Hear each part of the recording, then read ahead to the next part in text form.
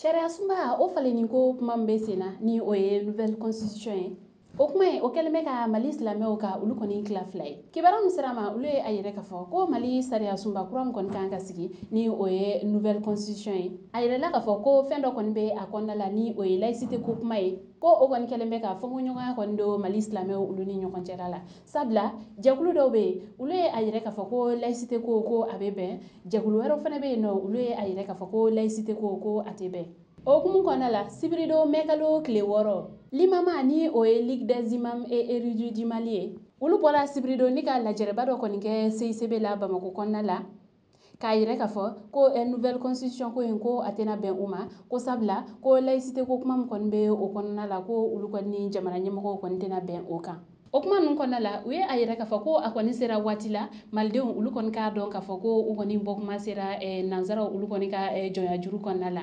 ko sabula ko laïcité min filɛ nin ye ko o kɔni ye tubabu olu kɔni ka hakilina ye ko wa fɛnɛ ko o kɔni donnen filɛ nin ye constitution kɔnɔna la cogoya min na ni o ye sariya sunba ye ko o bɛna kɛ sababu ye ni ka se ka silamɛdenw ka olu kɔni ka mara tiɲɛ k'aw hakili lajigi k'a fɔ ko laïcité bakuruba fɔla ko o kɔni tɛ dɔwɛrɛ ye ko bɛɛ lajɛlen kɔni ka se k'a ka bato kɛ jamana kɔnɔna la ni mun kɔni ye silamɛ o ka se k'a ka silamɛya kɛ ni maa minnu yɛrɛ bɛ diinɛ wɛrɛ la olu ka se k'u ka o diinɛ kɛ wa ni mɔgɔ minnu yɛrɛ kɔni fɛnɛ tɛ diinɛ la taabolo minnu bɛ olu bolo olu fɛnɛ ka se ka u ka taabolo kɔni baaraw kɛ ka sɔrɔ mɔgɔ ka degun ma se u ma u fɛnɛ ka degun ma se mɔgɔ ma ni wulikajɔba min kɔni kɛlen filɛ nin ye k'aw ladɔnniya k'a fɔ ko limama ale kɔni kelen kun tɛ nin ye sabula ko semas de mamu diko o yɛrɛ fɛnɛ tun bɛ a la fo ka taa se silamɛ jɛkulu wɛrɛw ma ninnu kɔni ye a yɛrɛ k'a fɔ ko olu kɔni ye nin waleya in kɔni kɔn a mɛn la ko sabula ko kabini projet de nouvelle constitution o kɔni bɔko fɔlɔ min kɔni kɛla ko olu kɔni ye nin yɔrɔ in kɔni ye a kɔnɔ ko wa olu kɔni ye u tɛgɛ kɔni si a ma k'a fɔ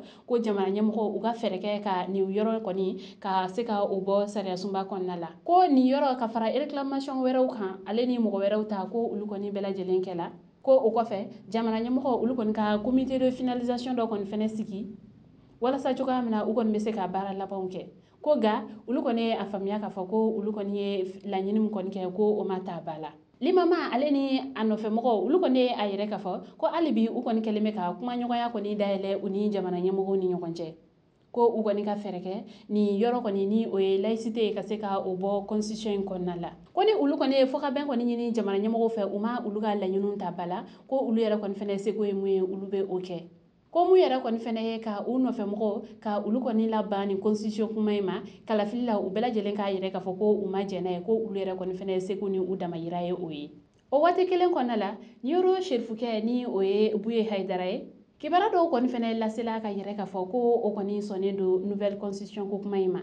wa o kibaruya kelen ninnu kɔnɔna la an bɛ a ye k'a fɔ ko niyɔrɔ serifukɛ ale kɔni ye a yɛrɛ k'a fɔ ko laïcité ko kuma kɔni ko o tɛ kojugu ye ko sabula ko ale kɔni ye a mɛn k'a fɔ ko maa dɔw kɔni bɛ yen ko olu kɛlen bɛ ka wulikajɔ kɔni kɛ walasa ka laïcité ko in o kɔni kɛlɛ ka bɔ nouvelle constitution kɔnɔna la hali bi a ka kumakan ninnu na a ye a yɛrɛ k'a fɔ ko laïcité ko o bɛ mali jamana kɔnɔna la ko a ka ca ni san 60 ɲɔgɔnna ye ko hali ni mali ye jamana ye jamana min kɔnɔna la a silamɛ kɔni de ka ca ni a diinɛ wɛrɛ mɔgɔ ye ko nka ko hali ni o diinɛ tɔ ninnu mɔgɔw man ca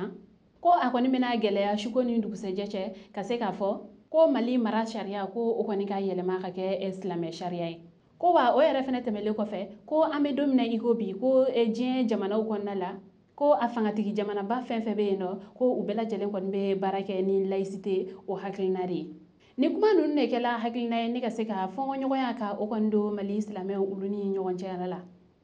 nka hali bi a kumaw kɔni bɛ sen na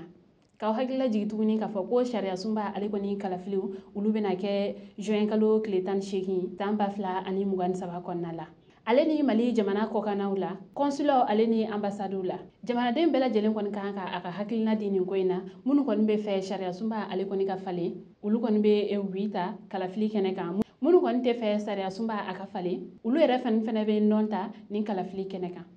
an balimaw ni kibaruya ne tun b'an bolo ka da aw tulo kan ani ce a ka kulomajɔ la aw k'an bɛn a ɲɔgɔnna wɛrɛ